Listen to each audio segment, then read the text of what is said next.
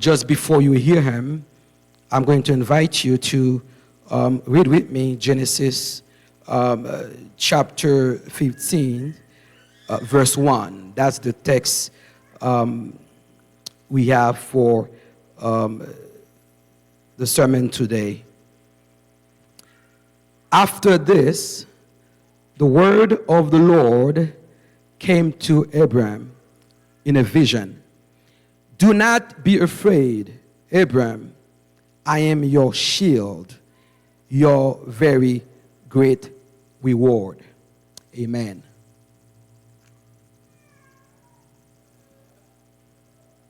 Thank you, brother.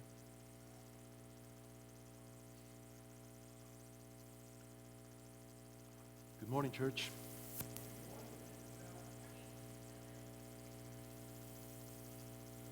Can you guys hear me? Can you guys hear me? Good morning, good morning, good morning, good morning. Can you guys hear me? It's me? Can you guys hear me? Can you guys hear me? Okay. I guess I'm going to use my military voice then. There's a hua somewhere over here. I got you. I know what you mean. Good morning, church. It's good to see you all. Are you guys doing well? By the way, I do appreciate definitely the time that you took to you guys made me cry. That's not fair. I'm the only one that was crying. Yeah, thank you. I love you too. Love you too, Harold. Without a doubt, we are lucky to have Harold in our midst, that he brings a little different taste in our congregation, and then our congregation is way better because we have Harold in our midst, right? Thank you so much. I love you, Harold, too. I do also want to mention, if we need to recognize the pastors, I want to recognize Pastor Yua is not here, but what a great pastor that we do have in our city as well. Also, Pastor Lee, our Korean pastor. We do have a new Korean pastor in our meeting downstairs. Pastor Jay. I don't know his last name. We're going to find out today at the potluck time, right? But we're going to give him a welcome as well to Pastor Jay. We're happy to have him, and then definitely this church wouldn't be the same without your participation, without your enthusiasm, without your intentionality to be active in the church. Did you know that each one of us is called to be a pastor? Yes, it is. Each one of us is called to be a pastor at home. Each one is called to be a pastor whatever the place that you're working at. Each one is called to be a pastor if you're studying at university, at school, whatever. Each one is called to be a pastor. I think there is a Bible verse, right?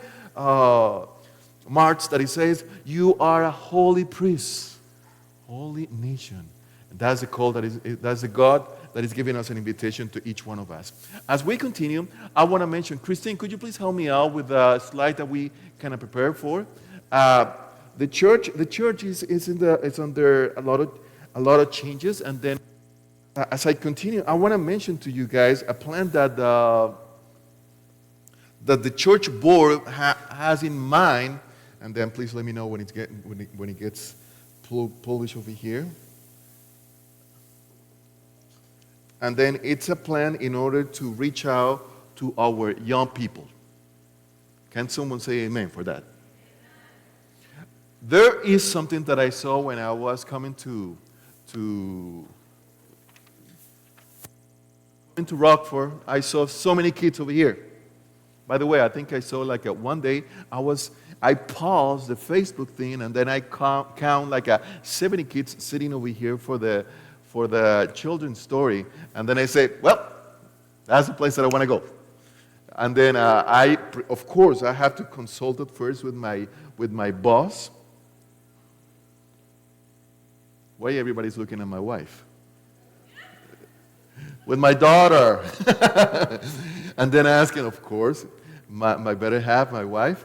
And then I asked him, do you like that church? And then my daughter said, yeah, there's so many kids over here. So, and definitely we want to do something special for our church, for our kids.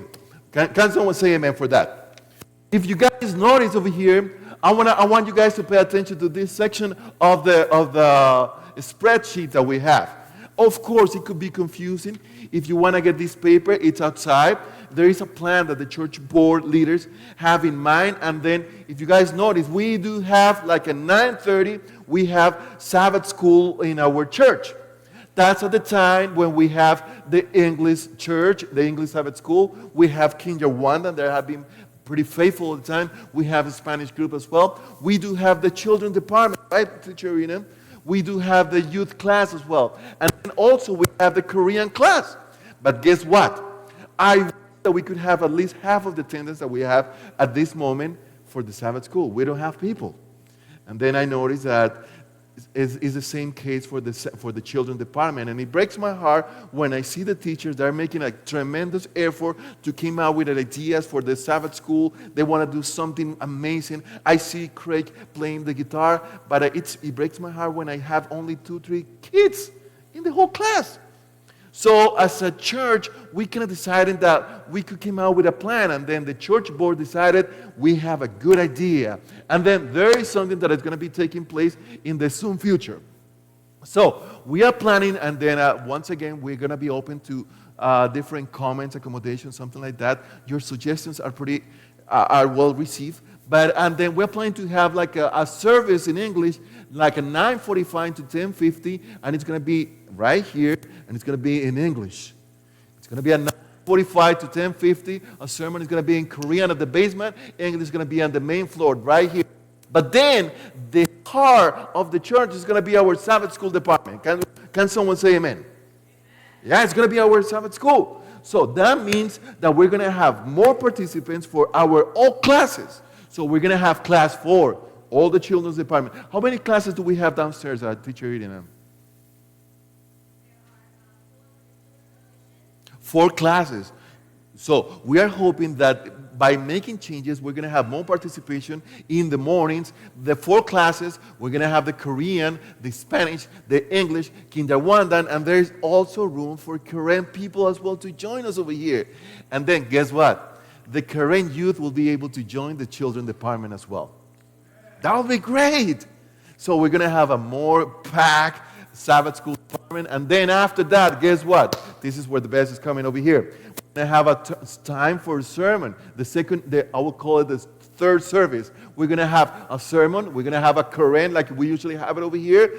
Guess what? Now we're going to have a little spot to have a sermon in Spanish. Can someone say amen? If you're happy, say aleluya in español. I like that pronunciation. That's Spanish right here. But guess what, guys?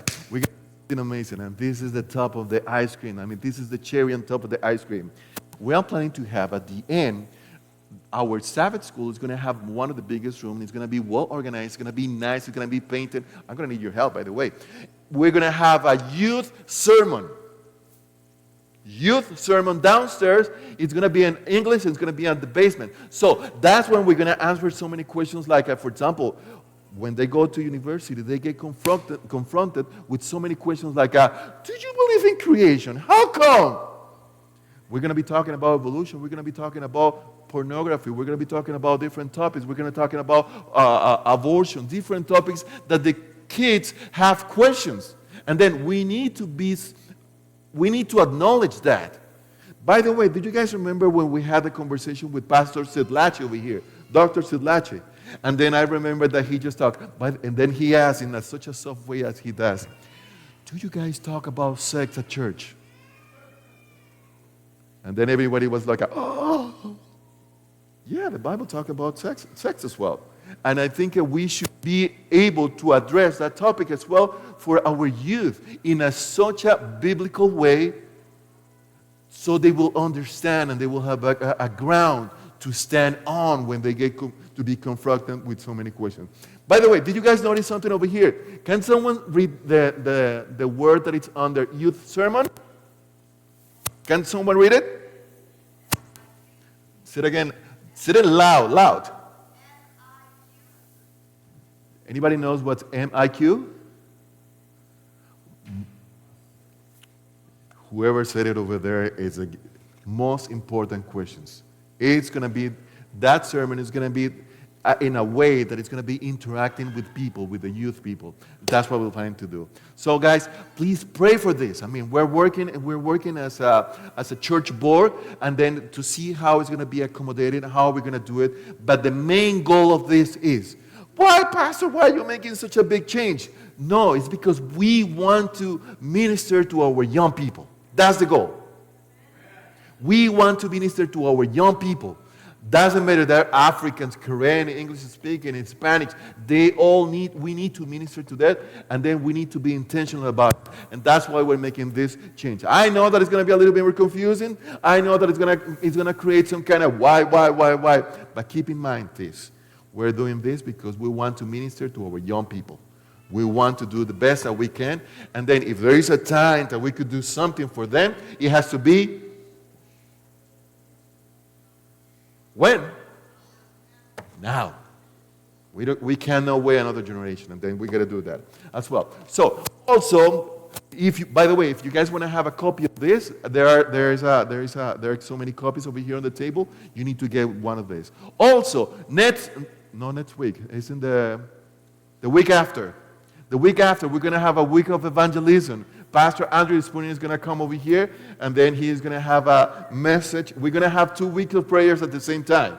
One is going to be for ACS in the morning, right, Principal? That's going to be 1:30 to 3 p.m. I think we're planning to have it at that time in the morning for our students. But then on Wednesday, Thursday, and Friday, we're going to have a week of prayer here at church. And then I know that it's going to be quiet. It's new, I know. But then get ready to bring people and to be blessed.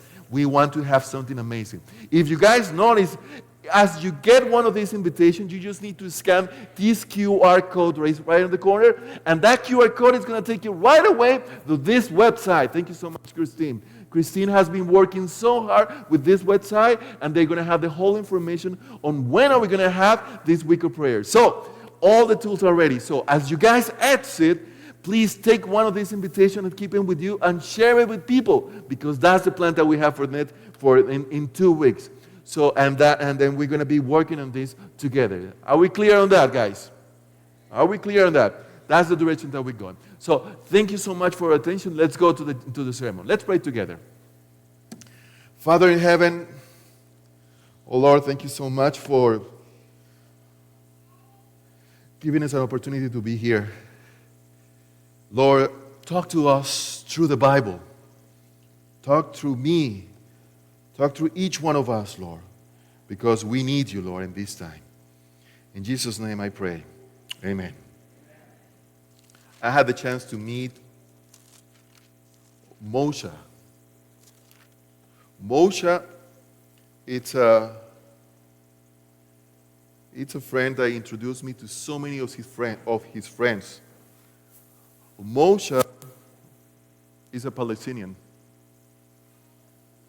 And when I went to Israel, Moshe was able to talk with every single one, and then I saw the most beautiful picture, and then I think it helped me to see the beauty of friendship. Moshe was a good friend with so many Israelites, and then they were able to take pictures together, and then he even took pictures of me. And then Moshe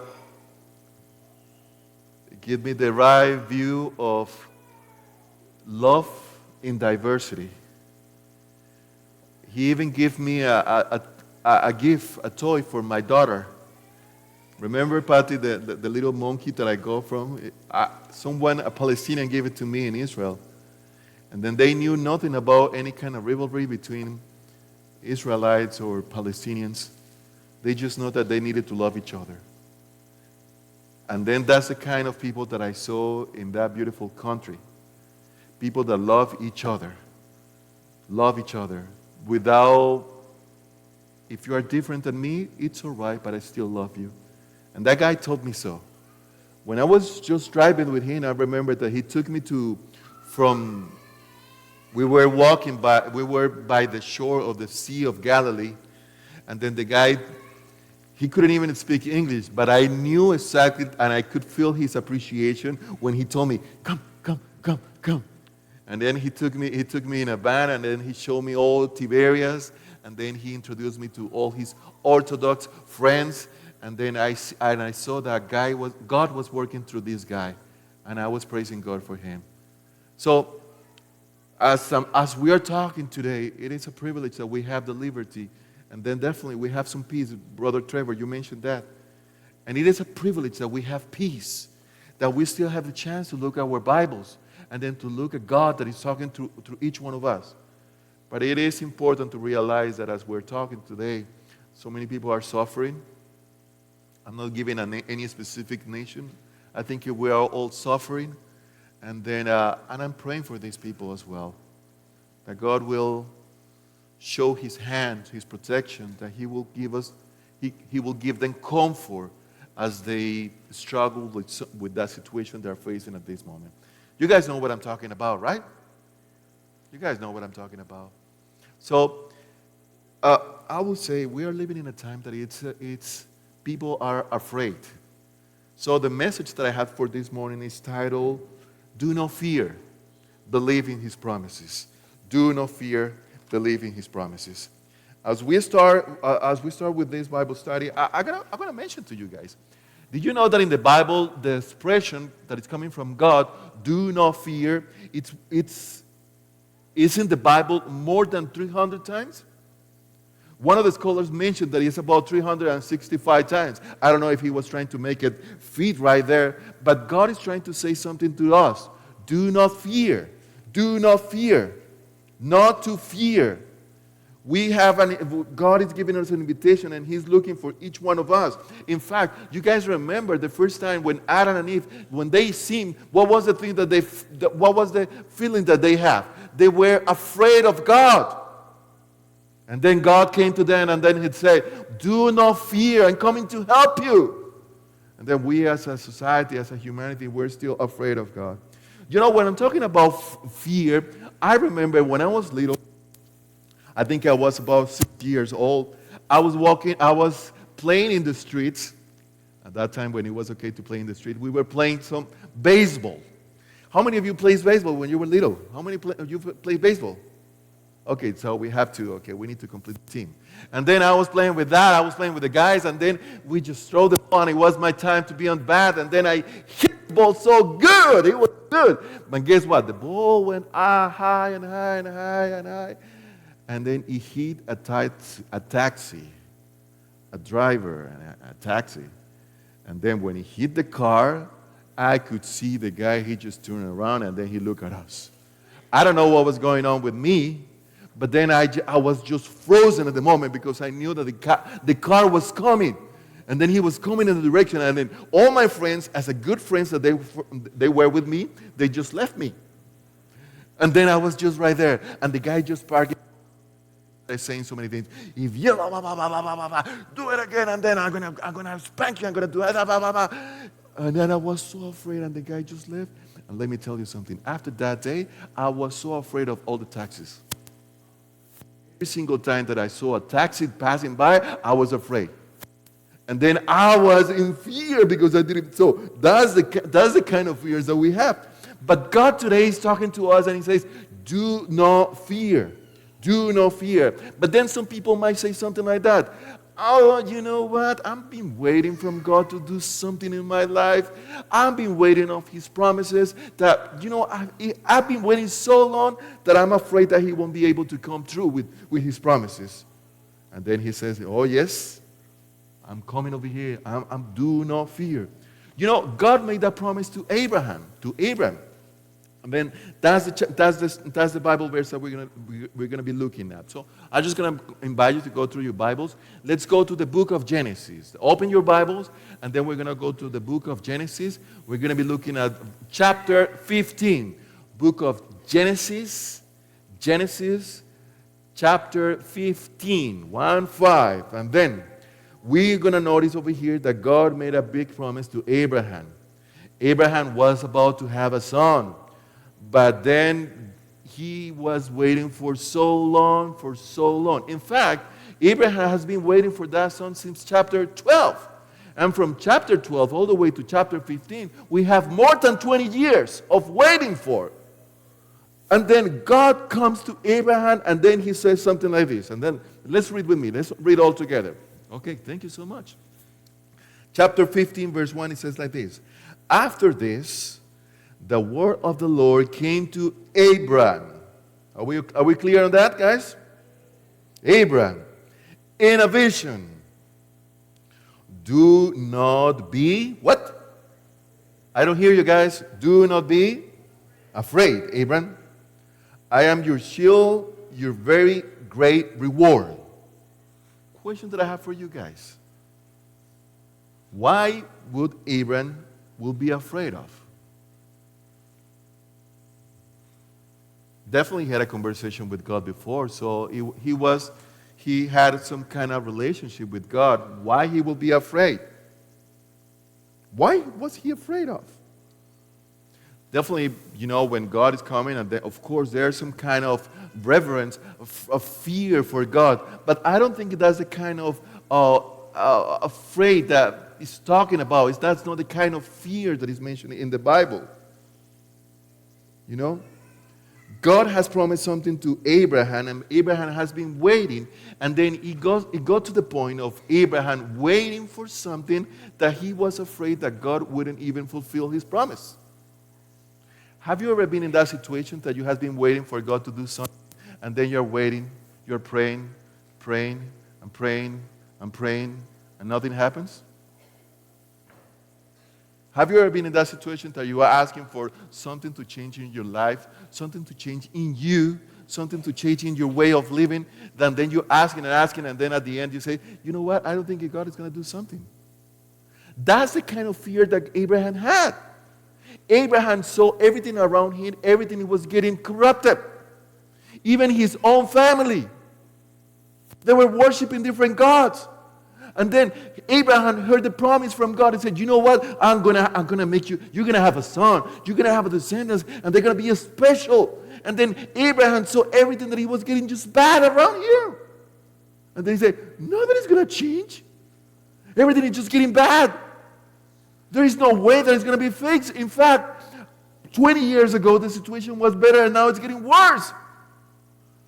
Of course I'm afraid of you. I'm afraid of the situation. I'm afraid of the future. I'm afraid of what's going to happen. God, you're talking to me like I shouldn't even be afraid? Of course I am. I don't know the situation. Why am I saying this? Because in verse 2, in the same chapter, you could see that after God talking to Abraham, he said, do not be afraid, do not fear. Abraham answered in such a way that it sounds like in modern times, it sounds like oh yeah, right. I shouldn't be afraid, but look at the way that he answered. It says like this, verse 2, it says like this. But Abraham said, O sovereign Lord, what can you give me since I remain childless? I am the one who will inherit my state. The one who will inherit my state is Eliezer of Damascus. Check this out, guys. Abraham knew, according to the promise of God, that he was about to have a son. But it was taking so long. And then, when God is coming to Abraham, he says, do not be afraid. Yeah, right. I've been waiting for you for more than 20 years, and you haven't fulfilled your promise. But you know what, God? I have a plan. Have you seen my Eliezer, the servant that I have over here? What a good guy. I mean, he's a good guy. I figure out everything. So, Lord, if you don't do anything, I already have a son over here. His name is Eliezer. And then he is going to inherit everything, and I'm sure that everything is going to be okay. So, don't worry about that. I know you're saying that I shouldn't even be feared. Don't worry. Yes, I'm not that afraid anymore because I already have plan B in case you don't work. Wow! I already have a plan B. I'm not that scared in the future. We are like Abraham. We like to be in charge of everything. We like to control everything. And we want to make sure that everything is under control. So Abraham informs God that he already has a plan. It happens to us as well. It's like one chaplain that I met. He was always carrying a gun in his civilian life. And then I asked him, hey, so don't you pray for God to protect you? Yeah, I do, but just in case he doesn't answer, I protect myself.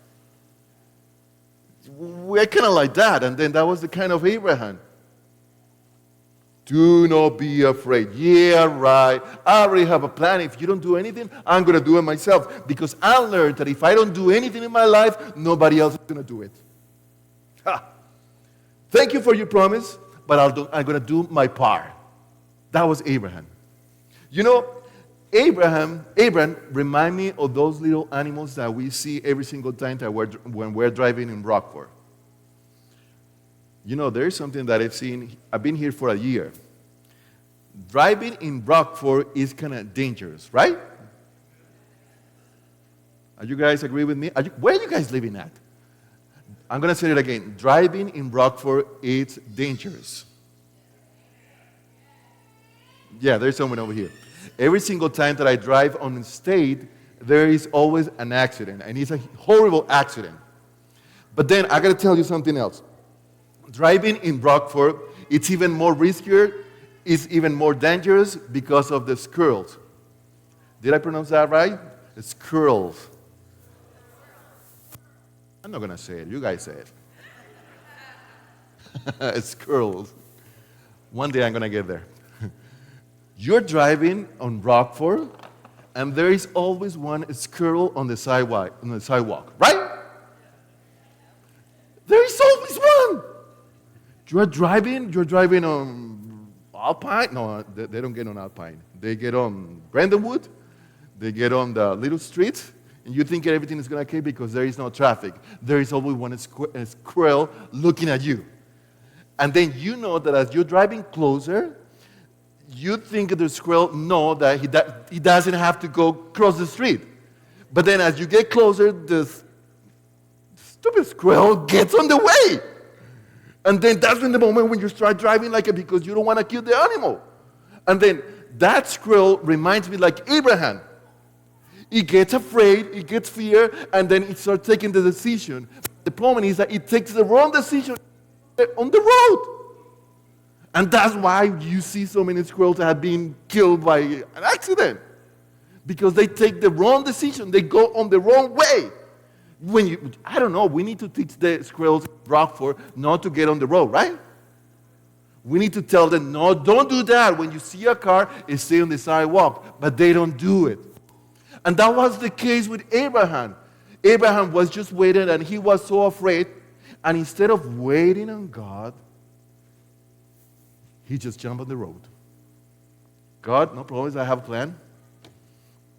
I already have a plan. No worries about that. And then God says, don't do that. I already have a plan. Look at this, verse 4. Then the word of the Lord came to him and said, this man will not be your heir, but a son of who is your own flesh and blood will be your heir. Verse 5. Then he took him outside. Who took who? God took Abraham and said, you know, my little squirrel, come over here. Come over here. I'll take you for a hand. I can imagine that. You see, you're so afraid, so secure that you're going to do things. Oh, poor little thing. Come over here. Oh, come over here. Do not be afraid. Okay?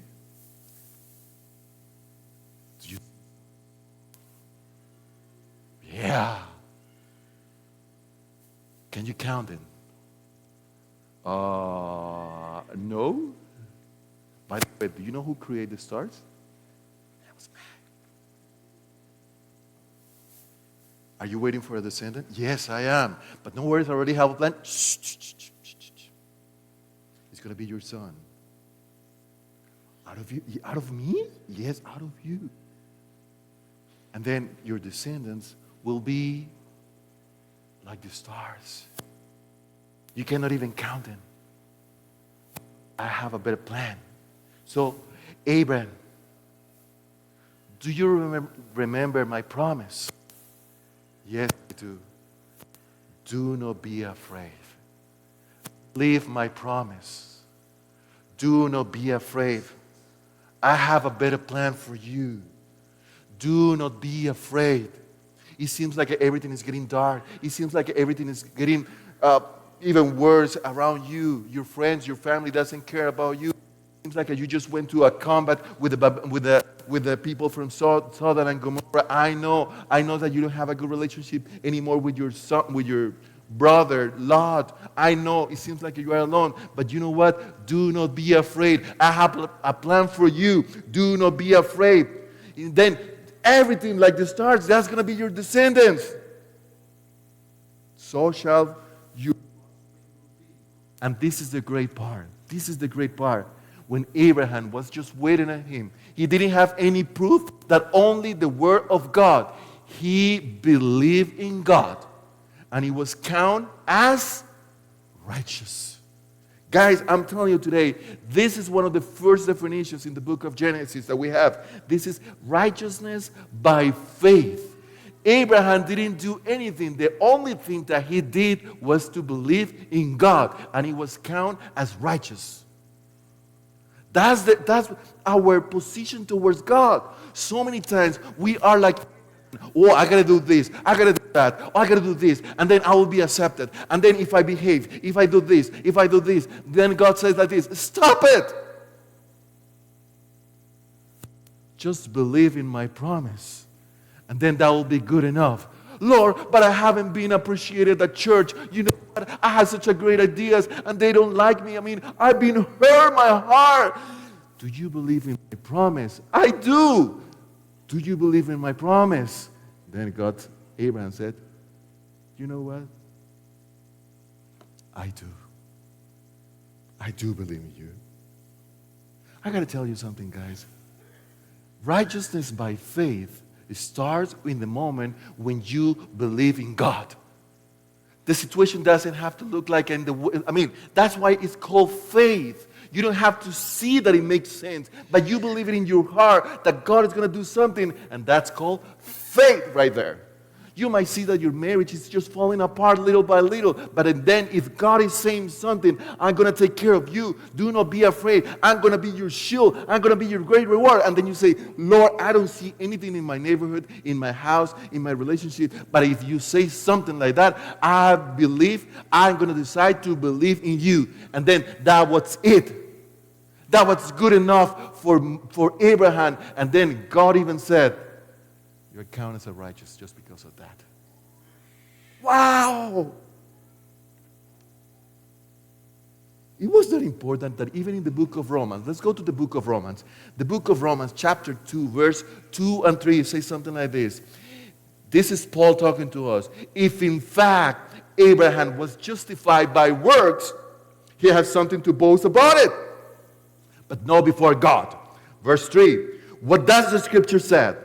Abraham believed in God, and he was credited to him as righteous. So, you know what, guys?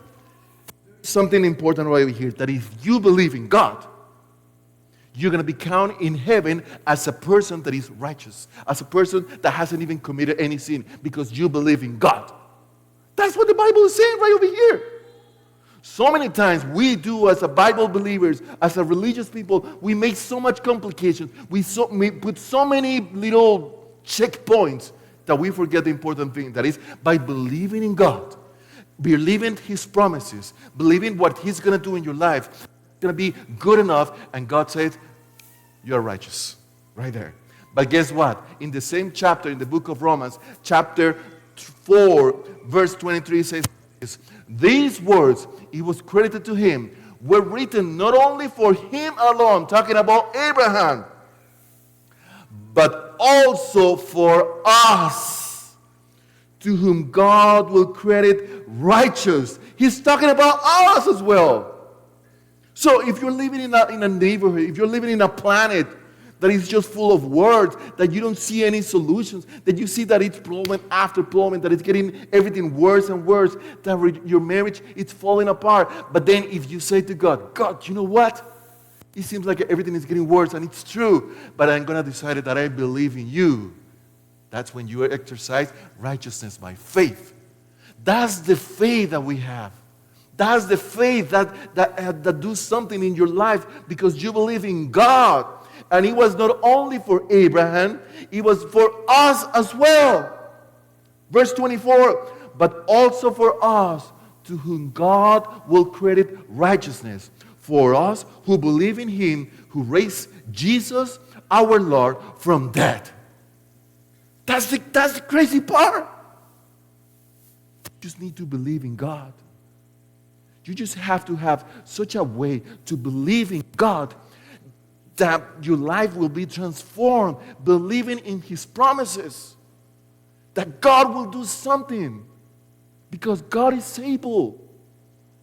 The problem that we have is because we have a picture of such a small God, a God that is that He has done an amazing thing in the past, that God is going to do something amazing in the future, that we forget that God is able to do something today. That's why He's called I am. He is not called I was or I will be. He's called I am right now. Why don't you believe me today? Why don't you believe me today? There was a story. A family. He has 3 kids. They just went to a theme park. I think it was in Orlando, Florida. And then the family were in the theme park. You know those theme parks, they are amazing. They are huge. You cannot even walk around in just one day. And they started walking in the morning.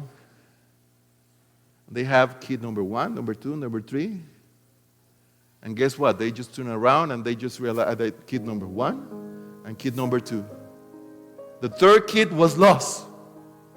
And then they started looking for that little kid since early in the morning, like at 10 in the morning. They couldn't find it. 11 in the morning, they couldn't find the kid. 12 noon, they couldn't find the kid. 1 p.m., they couldn't find that little kid. 2 p.m., couldn't find the kid. They were getting desperate because they couldn't find their son. Where is he at? Where is he at? Where is he at? Where is he at? Where is our son? 4 p.m., the park was closing at 6 p.m. 5 p.m., they couldn't even find it. Security was around the whole park looking for each one of them. The pictures of the kid were all over in the whole city of Orlando because they thought that it was just kidnapped or something like that. 5:30, the park was getting empty and the kid didn't show up anymore. Mom and Dad were crying so badly because he didn't show up. Close to 6 p.m., security went to the park once again when they realized there is a little kid sitting on a bench.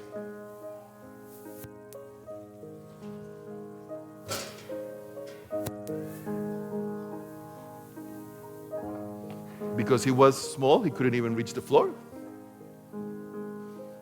He was just like that. And then say, that little kid, excuse me, is your name da da da da da da? Yeah? Where's your mom and your dad? I don't know. Did you know that your mom and your dad are looking for you? Oh yeah, I'm sure. But you seem like you're okay. Oh, no problem. I knew that I was lost.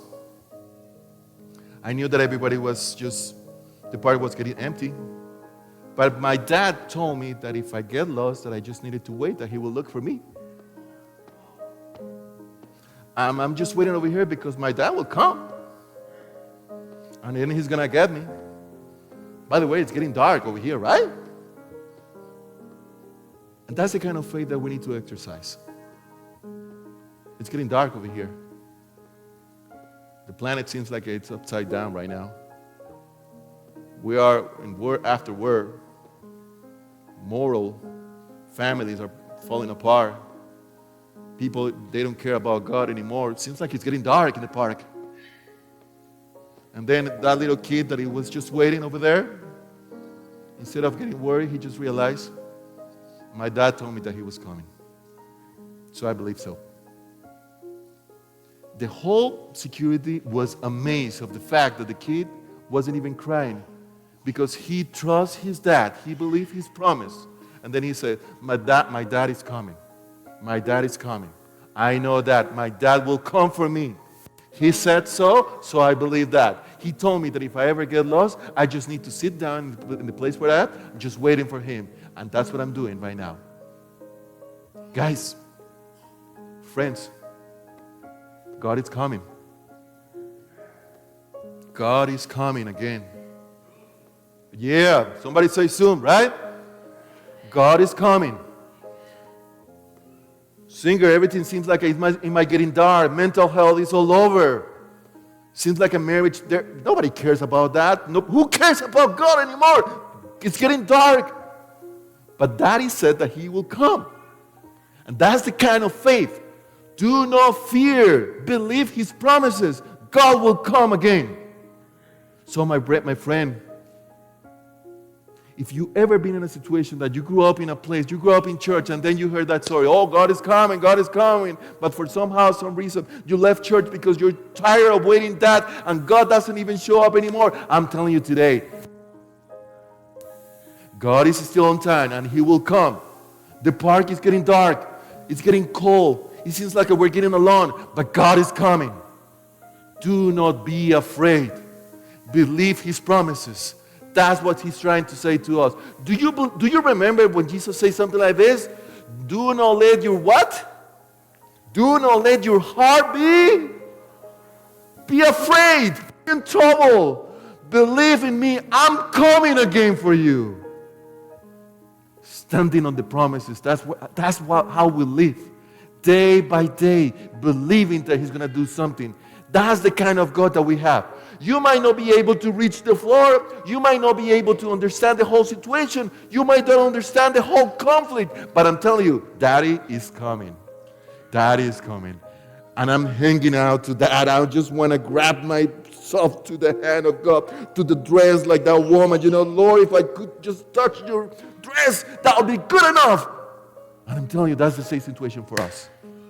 Our God is coming. I know we are in desperate need of help, but help is coming. That is coming again for us. So I'm just going to invite our team. We're going to be singing one song. But then if you ever feel like a God is, you have ever feel in this situation like you lose your faith. You have been in a situation like, you know what? Yes, I grew up in going to church, and everything doesn't make sense anymore. You know what? I got tired of that. But God is giving you a reminder once again. I'm coming for you. Hang on. I'm coming for you. Just believe on that. You must stand promises that I gave to you. If you ever feel that way, please, I'm just going to invite you to stand out with me. And come, because we need to tell God, God, I want to ask for forgiveness, Lord. I ran away from you. But I'm coming closer, and please strengthen my faith, because I know that you're coming. If you feel that way, please come over here. Let's all pray together. Because we need to be strengthened, to be reminded that we cannot fear anymore. Because our God is coming. That's the kind of God. So let's live every single day standing on the promises of God. Ladies, please.